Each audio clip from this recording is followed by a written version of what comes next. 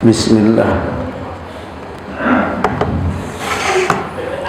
Assalamualaikum warahmatullahi wabarakatuh. Alhamdulillah. Alhamdulillahi rabbil alamin. Wassalatu wassalamu ala ashrafil anbiya'i wal mursalin Sayyidina wa maulana Muhammadin wa ala alihi wa ashabihi wa man sara ala nahjihi ila yaumiddin. Qala Allah ta'ala fi kitabihil karim wa huwa asdaqul qailin, a'udzu billahi minasy syaithanir rajim.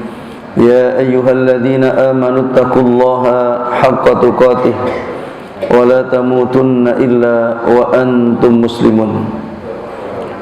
وقال تعالى أيضا يا أيها الذين آمنوا اتقوا الله وقولوا قولا سديدا يصلح لكم أعمالكم ويغفر لكم ذنوبكم ومن يطع الله ورسوله فقد فاز فوزا عظيما أما بعد. Jamaah sekalian yang mudah-mudahan dimuliakan Allah Subhanahu wa taala, kembali kita bersyukur kepada Allah bagi hari ini. Allah perkenankan kita untuk bertemu kembali, bertemu di rumah Allah Subhanahu wa taala, menegakkan salat subuh berjamaah, dilanjutkan dengan kajian pagi yang ini upaya kita untuk terus mengokohkan iman. Dengan iman ini kesyukuran kita meningkat, kesabaran kita juga meningkat. Fokus kita adalah menuntun keluarga untuk selamat di dunia, selamat di akhirat. Salawat dan salam mudah-mudahan terlimpahkan kepada Nabi besar Muhammad sallallahu alaihi wasallam. Mudah-mudahan kita yang hadir, pasangan-pasangan, anak-anak, orang tua yang telah mendahului, mudah-mudahan semuanya kelak dibangkitkan sebagai umatnya Nabi Muhammad sallallahu alaihi wasallam, mendapatkan syafaatnya, diberikan kesempatan untuk minum dari air telaganya, dan mudah-mudahan Allah izinkan kita bersama keluarga untuk menemani Rasulullah sallallahu alaihi wasallam di surganya. Amin ya rabbal alamin. Jemaah sekalian, insyaallah di pagi hari ini kita akan membahas surah Ar-Rum ayat 37 sampai 38. Di antara fungsi Al-Quran adalah memberikan petunjuk dan penyembuh. Petunjuk adalah menuntun hati, perkataan dan juga perbuatan. Penyembuh akan menuntun kita untuk menuntaskan setiap permasalahan yang kita hadapi dalam kehidupan. Sehingga kisah bersama Al-Quran itu bukan kisah dulu, tapi kisah di semua kondisi. Sampai kemudian kita bertemu dengan Allah, dipandu dengan Al-Quran bagaimana menuntaskan setiap permasalahan. Maka mestinya setiap orang yang beriman tidak perlu khawatir, tidak perlu bingung, tidak perlu bersedih ketika guide-nya atau petunjuknya adalah Al-Quran. Yang ini adalah mukjizat Nabi Muhammad sallallahu alaihi wasallam, Sayyidul Anbiya wal Mursalin, yaitu pemimpin para nabi dan rasul. Sebelum kita mulai mendengarkan penjelasan tentang surah Ar-Rum ayat 37 sampai 41, kita akan berzikir. Yang ini adalah bagian dari upaya untuk terus menghadirkan ketenangan, terutama untuk memberikan tuntunan kepada keluarga. Rabbighfirli wa liwalidayya, Rabbighfirli wa liwalidayya, Rabbighfirli wa liwalidayya, la ilaha illa anta subhanaka inni kuntu minadh dhalimin. La ilaha illa anta subhanaka inni kuntu minadh dhalimin. La ilaha illa anta subhanaka inni kuntu minadh dhalimin. La haula wala quwwata illa billah. La haula wala quwwata illa billah. La haula wala quwwata illa billah. Hasbunallah wa ni'mal wakil. Ni'mal maula wa ni'man nasir. Hasbunallah wa ni'mal wakil. Ni'mal maula wa ni'man nasir. Hasbunallah wa ni'mal wakil. Ni'mal maula wa ni'man nasir. Allahumma salli ala sayyidina Muhammad. Allahumma salli ala sayyidina Muhammad. Allahumma salli ala sayyidina Muhammad. Ya. Kita akan awali dengan membaca surah Ar-Rum ayat 37. Di antara fungsi Al-Quran adalah sebagai syifa, sebagai penyembuh dan juga sebagai petunjuk, yaitu membangun keyakinan di dalam hati dan kemudian dipandu untuk aplikasi, dan kemudian kita akan diberikan bagaimana display aplikasi di dalam kehidupan. Bagaimana cara membangunnya, bagaimana cara mengaplikasikannya, maka kita akan membaca di surah Ar-Rum tentang kehidupan yang tidak lama, memiliki dampak selamanya, yang ujung perjalanannya hanya dua, yaitu surga dan neraka. Di ayat ini Allah akan mengajarkan kita bagaimana bersikap tentang kehidupan dan rezeki yang Allah berikan kepada kita. Kemudian juga bagaimana cara mendistribusikan. Selanjutnya ada persepsi-persepsi kalau orang meminjam kemudian baliknya ada lebihan, diperkirakan akan menghadirkan kekayaan.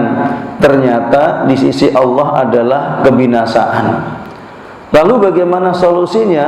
Ternyata zakat, sedekah, infak akan memberikan solusi bagaimana cara melipat gandakan kekayaan. Kemudian fenomena alam semesta, ketika terjadi berbagai macam kerusakan, apa di antara sebabnya? Maka selebihnya Allah memandu kita untuk jalan-jalan di muka bumi, memperhatikan bagaimana kehidupan manusia yang Allah berikan berbagai macam kenikmatan, dan ternyata di antara mereka banyak yang tidak beriman. Dan selanjutnya Al-Quran memandu kita untuk menyiapkan diri menghadapi kehidupan abadi yang ini tidak ada ujungnya dan tempatnya hanya dua, yaitu surga dan neraka. Ayat yang ke-37 Allah mengatakan, awalam yaro annallaha yabsutur rizqa liman yasha'u wa yaqdir inna fi dzalika laayatil liqaumi yu'minun. Parasnya baca terjemahnya. Kamera arah parasnya Pak. Pastikan ketua DKM-nya dapat. Dan tidaklah mereka memperhatikan bahwa Allah yang melapangkan rezeki bagi siapa yang Dia kehendaki, dan Dia pula yang membatasi bagi siapa yang Dia kehendaki. Sungguh pada yang demikian itu benar-benar terdapat tanda-tanda kebesaran Allah bagi kaum yang beriman. Subhanallah. Allah Subhanahu wa ta'ala di ayat ini menegaskan dan menjelaskan bagaimana sikap orang beriman terhadap rezeki. Yang Allah Subhanahu wa ta'ala memandu kita, menuntun kita untuk fokus kepada tugas utama kita, yaitu ibadah. Sehingga rezeki ini sudah menjadi jaminan Allah Subhanahu wa ta'ala. Dan Bapak Ibu sekalian, rezeki ini sudah tuntas pembagiannya 50.000 tahun sebelum penciptaan langit dan bumi. Dan itu berlaku bagi orang yang beriman dan tidak beriman, dan termasuk kepada binatang melata yang ada di muka bumi ini. Sehingga kemudian rezeki ini adalah kewajiban Allah Subhanahu wa taala untuk memberikan kepada makhluknya. Wa ma min dabbatin fil ardi illa 'alallahi rizquha wa ya'lamu mustaqarraha wa mustaudaha. Sehingga kemudian kita tidak perlu mengkhawatirkan apa yang akan kita makan, di mana kita makan, dan bahkan tidak perlu mengkhawatirkan apa yang dinikmati oleh pasangan, anak, mantu, dan cucu. Mereka hadir di muka bumi ini dengan jaminan Allah Subhanahu wa ta'ala. Kewajiban kita adalah menuntun mereka beribadah dan kemudian memberikan makan kepada mereka yang halal. Yang pemberian ini itu diberikan karena faktor tanggung jawab. Sehingga kepala keluarga harus menuntun keluarga untuk bagaimana mereka meyakini bahwa rezeki mereka ditanggung sepenuhnya oleh Allah, sedangkan kepala keluarga, suami, orang tua itu bekerja karena tanggung jawabnya. Tapi rezeki tersebut tidak tergantung dengan pekerjaan orang tua maupun suami. Dan subhanallah, nanti Allah juga akan memberikan rezeki dari jalur yang berbeda bagi orang yang beriman, bagi orang yang bertakwa. Dari mana? Dari ketakwaan mereka. Wa may yattaqillaha yaj'al lahu makhraja wa yarzuqhu min haitsu la yahtasib. Banyak sekali permasalahan di dalam hidup kita yang tidak bisa dituntaskan dengan akal, dengan koneksi, dengan materi, dengan posisi. Tapi bisa diselesaikan dengan cara apa? Kita bersimpuh di hadapan Allah, kemudian pasrah kepada Allah, menyerah kepada Allah. Karena ketika Allah menurunkan ayat ini, yaitu di surah At-Tolak, potongan ayat terakhir kedua ditambah dengan awal ketiga, adalah bagaimana seorang sahabat yang memiliki anak kemudian ikut satu ekspedisi, kemudian ditawan oleh musuh, dan kemudian apa? Tidak ada kemampuan untuk membebaskan. Sedangkan anak tersebut diharapkan kedatangannya orang tua. Kemudian orang tua tersebut menghadap kepada Rasulullah, "Ya Rasulullah, anakku ditawan musuh. Perjalanan sekitar 1 hari 2 hari pada waktu itu. Apa yang harus aku lakukan?"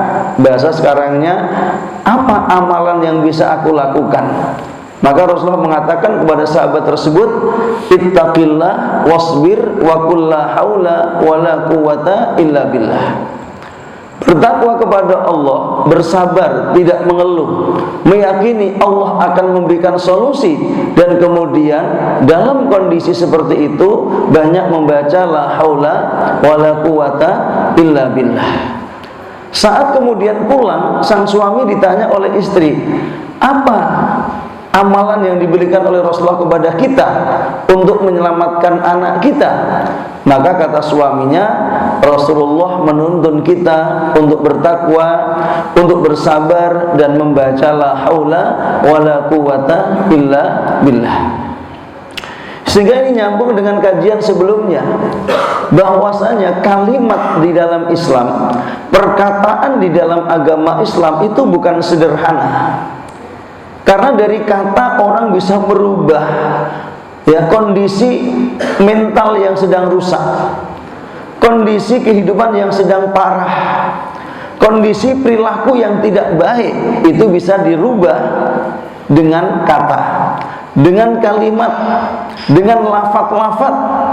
Dan subhanallah, dengan lafaz atau kalimat tauhid la ilaha illallah Muhammadur Rasulullah, orang yang harusnya menjadi calon penghuni neraka itu bisa berubah menjadi calon penghuni surga. Jadi jangan pernah meremehkan lafaz. Sehingga kemudian Rasulullah juga mengatakan, "Man kana yu'minu billahi wal yaumil akhir falyakul khairan aw liyasmut." Siapa yang beriman kepada Allah dan hari akhir, hendaknya dia berkata baik atau diam. Jadi ternyata perkataan di dalam Islam itu tidak sederhana.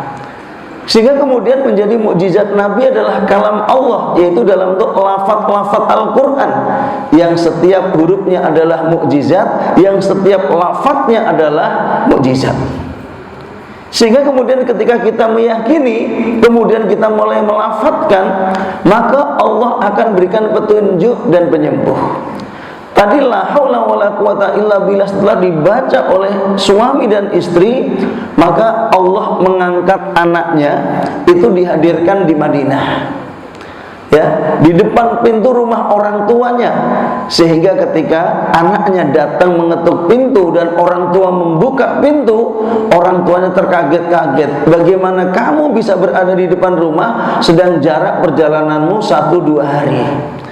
Maka kemudian anaknya menceritakan bagaimana dia diangkat oleh malaikat. Zikirnya orang tua bermanfaat untuk anak.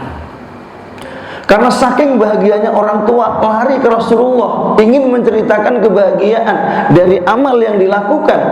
Ternyata subhanallah, Rasulullah telah mendapatkan firman Allah, wa may yattaqillaha yaj'al lahu makhraja wa yarzuqhu min haitsu la yahtasib wa may yatawakkal 'alallahi fahuwa hasbuh. Itulah haula wala quwata illa billah. Bahkan kemudian ketika kalimat istighfar, siapa yang senang beristighfar, maka Allah akan mengganti susahnya menjadi mudah, susahnya menjadi senang, sulitnya menjadi mudah. Bahkan Allah akan memberikan rezeki dari jalan juga yang tidak disangka-sangka. Kita semuanya pernah mendengar kisah tentang bagaimana Imam Ahmad bin Hanbal ketika dalam satu perjalanan kemudian mampir di masjid. Dan kemudian ketika malam itu dia ingin menginap di masjid, tiba-tiba Pak disuruh keluar sama DKM-nya.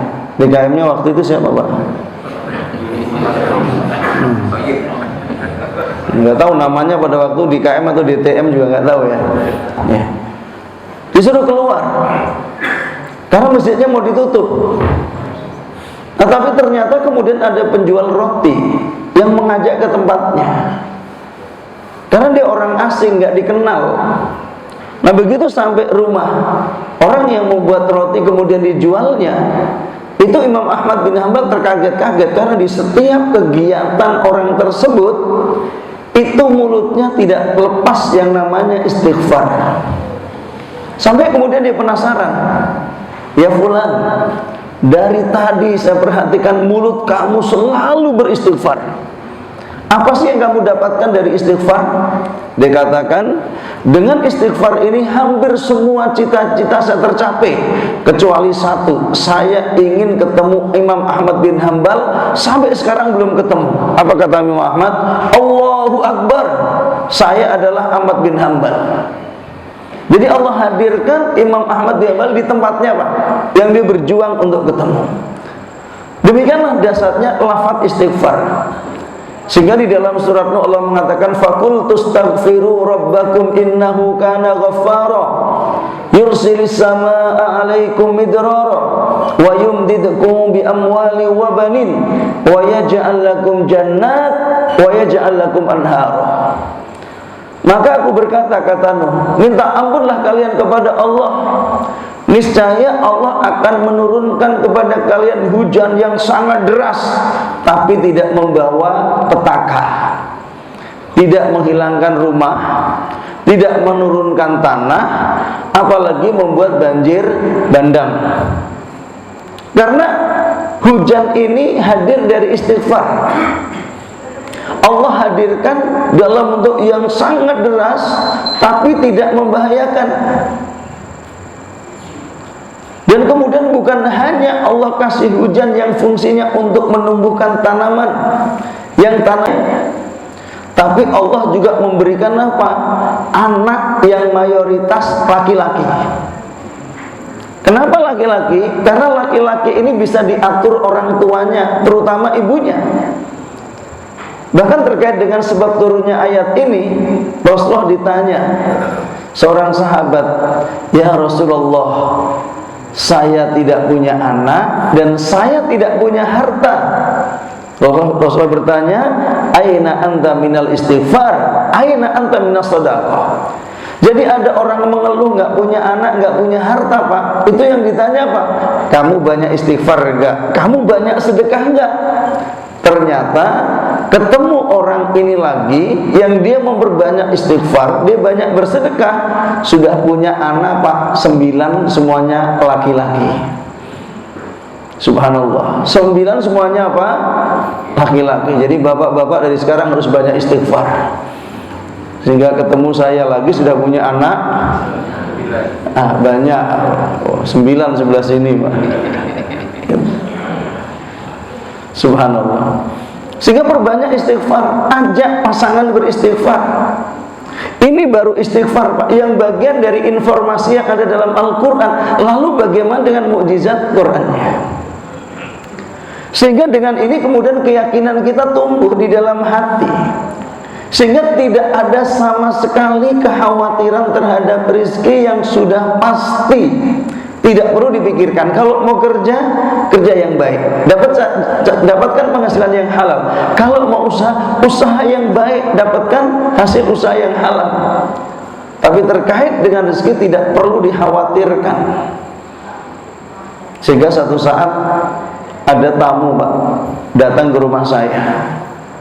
Ustaz Anwar membuat rumah Quran mulia ini gratis, tidak mencari sumbangan. Bagaimana itu bisa terjadi? Saya bilang, Ustaz, karena yang datang ini Ustaz, Pak, rezeki Ustaz dijamin siapa? Allah. Rezeki santri dijamin siapa? Allah. Saya bilang selesai. Ustaznya masih melanjutkan, tapi kan mohon maaf jangan diteruskan karena saya tidak pakai tapi. Karena kalau bab keyakinan tidak perlu. Kalau mau usaha, usaha saja. Tapi tergantung kepada usaha tidak boleh. Sebab banyak orang yang berusaha sekian lama tidak menghasilkan apa-apa.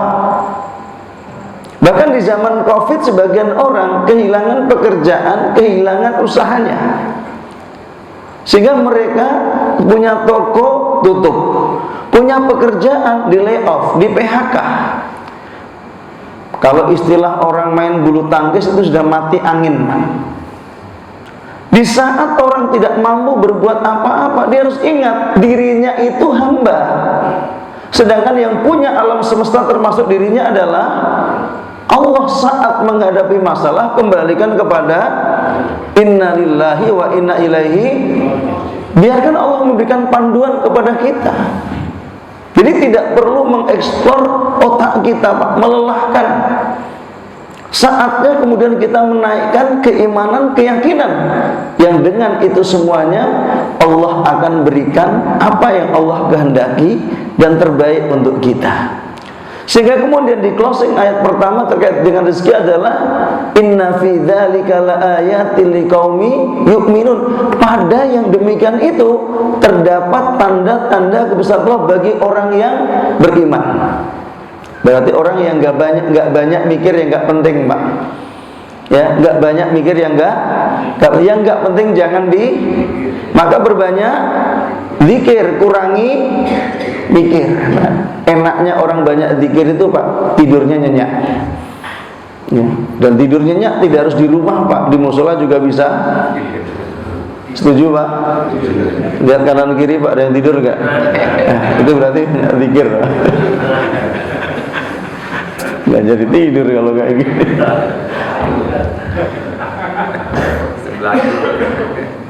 Sebelah mana, Pak? Sebelah kiri. Nah, kemudian apa? Setelah rizki itu ada dan kita punya kewajiban untuk memberikan nafkah, urutannya siapa? Maka Allah mengatakan fa'ati dzal qurba haqqahu wal miskina wa ibnas sabil dzalika khairul lil ladzina yuriduna wajha Allah wa ulaika humul muflihun. Terjemahnya, Pak. Kamera sini, Pak. Kali ini DKM harus di kamera, Pak. maka berikanlah haknya kepada kerabat dekat, juga kepada orang miskin dan orang-orang yang dalam perjalanan. Itulah yang lebih baik bagi orang-orang yang mencari keridhaan Allah, dan mereka itulah orang-orang yang beruntung. Ya, ini cara distribusi, Pak. Jangan sampai terbalik-balik. Karena terkait dengan nafkah itu dalam agama sudah punya urutan baku. Kata Rasulullah, harta yang kau infakkan fisabilillah, fakir miskin, anak yatim, keluarga, yang paling utama duluan adalah keluarga. Nah, problem yang terjadi adalah banyak orang yang kalau traktir teman itu, Pak, foya-foya, tapi kalau untuk keluarga perhitungan, ada nggak, Pak? Sebelah mana yang banyak tadi? Sudah main banyak aja kan gitu. Sehingga apa? Perhitungan. Tapi anehnya kalau teman itu sudah mendapatkan perhatian luar biasa. Kadang-kadang mungkin sebagian anak mengatakan enak jadi teman ayah, enak jadi teman ibu gitu kan. Kenapa? Kok kayaknya mereka mudah mendapatkan apa saja dari ayah, sedangkan anak-anak dibatasi. Subhanallah ya. Maka kemudian Allah memandu kita bagaimana distribusi. Ini petunjuk di dalam kehidupan kita. Maka berikanlah haknya. Pertama kepada keluarga inti atau kerabat, kemudian orang miskin, kemudian yang ketiga ibnu sabil. Kenapa? Karena orang terdekat itu kalau nggak kita urus, Pak, nggak ada yang ngurus. Sedangkan orang miskin, bapak nggak peduli, yang lomba-lomba memperhatikan banyak sekali. Bahkan ibnu sabil punya jatah dari zakat. Yang di setiap daerah ketika ada orang lewat, mereka punya kesempatan untuk ikut menikmati. Tapi saudara tadi, subhanallah.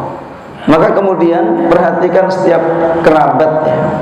Ketika bapak bisa mengaji seperti ini, punya kerabat, apakah dari kerabat bapak, kerabat pasangan bapak, sudahkah mereka mengaji, paham nggak mereka agama?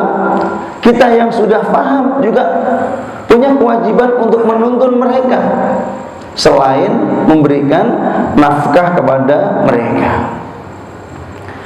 Dan subhanallah, itu baik. Lebih baik bagi orang-orang yang mengharapkan ridha Allah, dan itu adalah sumber keberuntungan. Jadi prioritas dalam kebaikan secara berurutan itu memberikan dampak keberuntungan. Kenapa?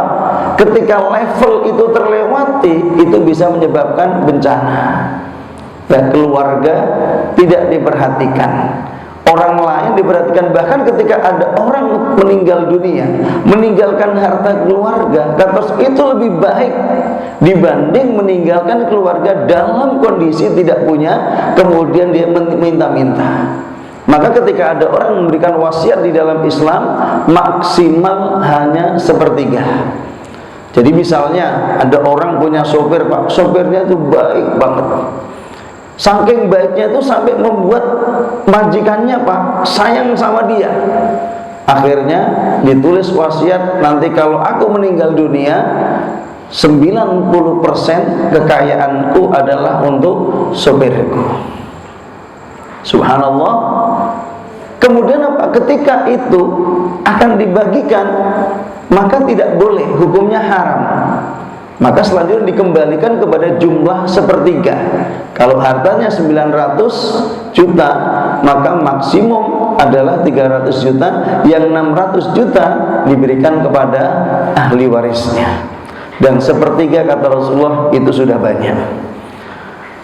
Nah kemudian setelah Allah menjelaskan kepada kita bagaimana rezeki yang Allah bagi, kemudian fokus kita adalah ibadah, dan kemudian memberikan distribusi secara tepat sasaran. Sekarang Allah berbicara tentang bagaimana sebagian orang yang punya asumsi cara menggandakan harta, dan Allah berikan solusi yang tepat untuk mereka. Wa ma ataitum mir ribal liyarbu fi amwalin nas fala yarbu indallah wa ma ataitum min zakatin turiduna wajha Allah faulaika humul mut'ifun. dan suatu riba tambahan yang kamu berikan agar harta manusia bertambah, maka tidak bertambah dalam pandangan Allah. Dan apa yang kamu berikan berupa zakat yang kamu maksudkan untuk memperoleh keridhaan Allah, maka itulah orang-orang yang lipat gandakan pahalanya. Subhanallah. Fenomena riba sangat luar biasa. Pinjaman yang menyebabkan adanya denda, perubahan harga, dan juga apa? Bunga. Sehingga kemudian ayat-ayat ini turun akhir-akhir menjelangnya wafatnya Rasulullah. Kenapa? Pengokohan tauhid, pembinaan ibadah, kemudian perbaikan transaksi, yaitu muamalat. Kenapa? Karena ini menjadi bagian penting untuk mensuplai bekal ibadah kita. Bapak ibu sholat, makanannya tidak halal, hanya satu suap, ibadahnya nggak diterima. Sehingga kemudian kepala keluarga tadi wajib memberikan nafkah yang halal. Kemudian kepala rumah tangga dan atau istri usahakan senang bertanya kepada pasangan ketika diberikan sesuatu yang menjadi bagian dari pemasukan keluarga, dari mana? Sebab ketika di situ ada ketidakhalalan dalam konsumsi, maka berdampak pada tidak diterimanya ibadah. Kalau ibadah tidak diterima, perilaku Pak sulit untuk berubah. Perilaku sulit untuk baik, kelembutan akan hilang, prasangka baik akan hilang. Maka kemudian di antara transaksi yang mengerikan adalah transaksi riba. Yang Allah sampaikan ketika orang bertransaksi riba, fa'dhanu biharbim minallahi wa rasulih, kumandangkan perang dari Allah dan Rasulnya, tidak ada potensi menangnya. Belum kehidupannya seperti orang kesurupan, sering emosi tiba-tiba, marah tiba-tiba, ya, kemudian terjadi berbagai macam kerumitan di dalam kehidupan. Bahkan yang lebih dahsyat lagi, kalau zina dalam Islam itu termasuk dosa besar, maka di urutan riba ini itu adalah seperti anak laki-laki berzina dengan ibunya, dan itu dosa terkecilnya di antara dosa urutan riba. Sehingga kemudian ayo perkokoh iman kita, perbaiki ibadah kita, kemudian perbaiki transaksi kita secara bertahap. Terutama ketika kita sudah pernah terjerumus, mulai menata dan kemudian menata keturunan supaya tidak meneruskan kekurangan atau keburukan orang tua. Nah, ini pentingnya rapat kerja keluarga, diantaranya adalah orang tua memberikan kebaikan yang harus dijalankan anak, kemudian cita-cita baik yang harus diwujudkan, dan kekurangan orang tua supaya dibenahi, tidak diikuti. Lalu bagaimana cara untuk melipat gandakan harta kita? Bukan cara meminjamkan kemudian baliknya lebih, bukan. Karena akad dalam Islam itu sangat penting. Kalau akadnya pinjam meminjam, baliknya harus sama. Tapi kalau akadnya investasi atau mudharabah, boleh dihitung, disepakati keuntungannya. Mau 30, 70, 60, 40 atau 50, 50. Tetapi kalau mau yang sebenarnya mendapatkan pelipat gandaan harta, itu dengan cara apa? Sedekah. Pertama zakat, sifatnya jaraknya jauh Pak, karena zakat syaratnya haul dan nisab setahun, dan ada batas minimum. Ya, kalau Bapak punya uang 100 juta, bertahan selama 1 tahun, maka setelah 1 tahun dikeluarkan 2,5 juta. Dan 2,5 juta itu nilainya sangat kecil sekali, tapi itu menyelamatkan harta yang 75 juta. 7.500.000 itu akan selamat gara-gara 2 juta. Tapi kalau 2,5 juta nggak dikeluarkan Pak, itu seperti nanah dalam tubuh Pak. Itu hak orang yang harus dikeluarkan, nggak boleh disimpan. Tapi syaratnya 100 juta tadi itu harus mengendap selama 1 tahun. Ya, kalau 85 gram sekarang kira-kira berapa? 60 juta ya. Ya, anggap saja 60 juta lah, atau 50 juta misalnya, berarti cuma 1.250.000, 1.250.000 menunggu 1 tahun baru dikeluarkan, maka itu namanya zakat. Itu sudah bisa menyelamatkan hati, menyelamatkan harta. Bagaimana kalau sedekahnya tiap hari? Rasulullah mengatakan ma naqasa malun min shadaqah. Maka harta tidak akan pernah berkurang karena disedekahkan, bahkan bisa menolak bala. Lalu bagaimana kalau di-upgrade menjadi infak? Kalau sampai jadi infak, dikirim malaikat tiap hari yang fungsinya mendoakan orang yang berinfak, ya Allah, berikan orang yang hari ini berinfak pengganti yang lebih baik. Subhanallah. Lanjut. Ayat selanjutnya adalah Allahul ladzi khalaqakum tsumma razaqakum tsumma yumitukum tsumma yuhyikum hal min syurakaikum may yaf'alu fi min dzalikum min syai' subhanahu wa ta'ala amma yusyrikun. Allah yang menciptakan kamu, kemudian memberimu rezeki, lalu mematikanmu, kemudian menghidupkanmu kembali. Adakah di antara mereka yang kamu sekutukan dengan Allah? Itu yang dapat berbuat sesuatu yang demikian itu.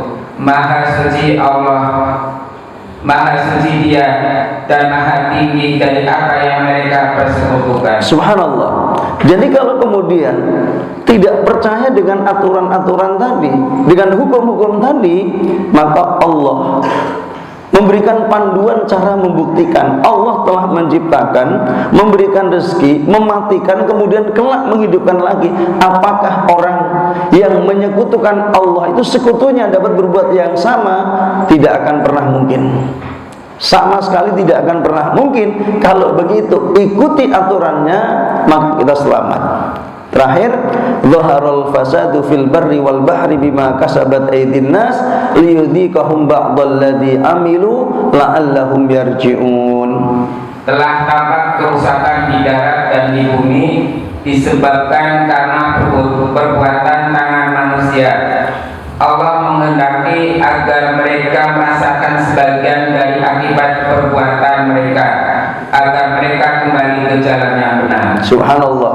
Di daratan terjadi kerusakan tidak, Pak? Ya, kita hari ini berita tentang bencana Aceh, Medan, Sumatera Barat luar biasa. Ya, itu di daratan. Apakah ngefek ke laut nggak? Kenapa sih? Ke laut ngefek nggak?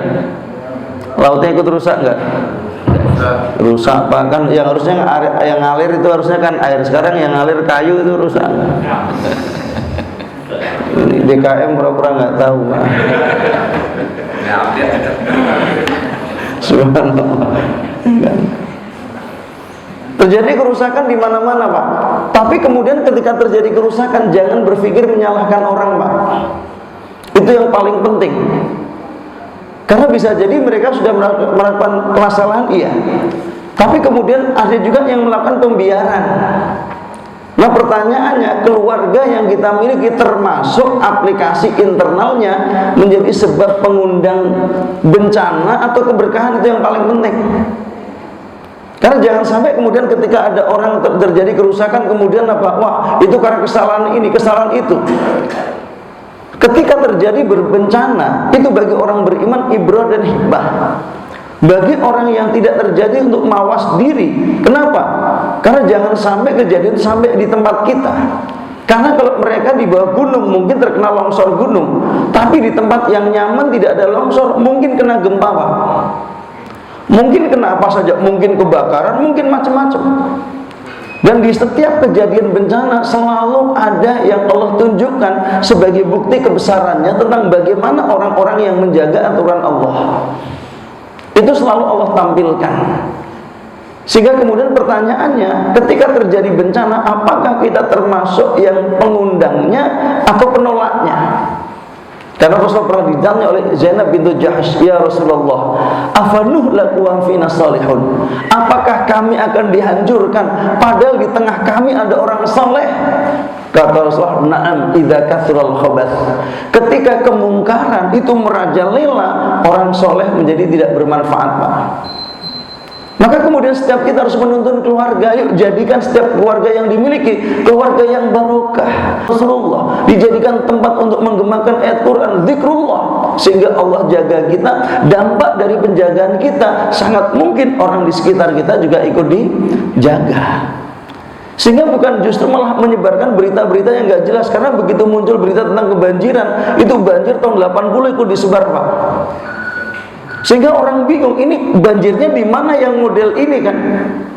Jadi kalau kemudian kita menerima berita tidak valid, video tidak valid atau nggak jelas, jangan disebar. Karena menyebarkan kebohongan itu juga lebih mengerikan. Dan itu bagian dari bencana. Karena menyebarkan kebohongan. Tahan yang tidak mampu dilakukan, tidak difahami. Kenapa? Untuk menjaga diri, supaya kita juga tidak bagian dari bencana. Dan pada saat itu semua orang yang diwafatkan akan dihidupkan sesuai dengan niat dan amalnya. Kullun yub'atsu ala niyati wa, semua akan dibangkitkan sesuai dengan apa? Niat dan amalnya. Maka mau terjadi kerusakan seperti atau bencana seperti apapun dan semuanya harus meninggal dunia, itu nanti masalah ada pada saat kebangkitan. Mau dibangkitkan dalam kondisi apa? Dalam kondisi beramal baik atau beramal buruk, maka orang juga akan diwafatkan sesuai dengan kebiasaannya. Yang biasa zikir, wafatnya zikir. Yang biasa bersedekah, wafatnya sedekah. Yang biasa ngaji, wafatnya ngaji. Yang biasa senyum, wafatnya senyum. Yang biasa manyun, wafatnya juga hati-hati, Pak, jangan manyun, Pak. Ya, karena nanti wafatnya juga subhanallah. Ayo bangun kebiasaan bersama keluarga, sehingga sekali lagi keluarga kita termasuk berupaya untuk menjadi keluarga yang mengundang keberkahan, yang menolak bencana alam. Nah, ini mudah-mudahan kita senantiasa berupaya, yang pertama meluangkan waktu untuk Al-Quran, jangan menunggu waktu luang. Perbaiki ibadah kita, terutama sholat, sehingga kalau sebentar lagi momentum libur, ini jadikan momentum untuk muhasabah keluarga, Pak. Sudah siapkah anak laki-laki jadi imam dalam rumah tangga? Sudah siapkah anak perempuan saat menikah untuk menemani pasangannya beribadah kepada Allah Subhanahu wa ta'ala? Para orang tua sudah siapkah untuk menjadi teladan untuk anak-anak? Anak-anak sudah siapkah untuk membanggakan, memuliakan, membahagiakan orang tua? Perbanyak zikrullah, karena zikir ini akan menghadirkan ketenangan. Datangi para ulama, karena kita akan mendapatkan panduan. Kemudian lakukan rapat kerja keluarga, sehingga rumah itu menjadi tempat untuk bagaimana anggota keluarga mendapatkan surga di sisi Allah Subhanahu wa taala dengan menata strateginya, memahami kewajiban-kewajibannya. Yang terakhir, banyak berdoa kepada Allah, karena doa ini adalah bagian dari hakikat tauhid kita, bahkan akan mengantarkan kita kepada kebaikan. Mudah-mudahan Allah ampuni dosa-dosa kita, Allah terima amal kebajikan kita, Allah anugerahkan kepada kita semuanya pasangan yang saleh dan salehah, anak-anak yang saleh dan salehah, semuanya diberikan kesehatan, sehat walafiat, bahagia bersama keluarga, cita-cita baiknya diwujudkan oleh Allah Subhanahu wa taala. Allah izinkan kita untuk haji dan umrah sebelum wafatnya husnul khatimah. Mudah-mudahan kelak kita bersama keluarga dikumpulkan kembali oleh Allah di surganya, menemani Rasulullah sallallahu alaihi wasallam, dan saudara-saudara kita yang mendapatkan musibah diberikan kesabaran, ketabahan dan pertolongan dari Allah Subhanahu wa taala. Amin ya rabbal alamin. Subhanakallahumma wa bihamdika asyhadu an la ilaha illa anta astaghfiruka wa atubu ilaik. Assalamualaikum warahmatullahi wabarakatuh.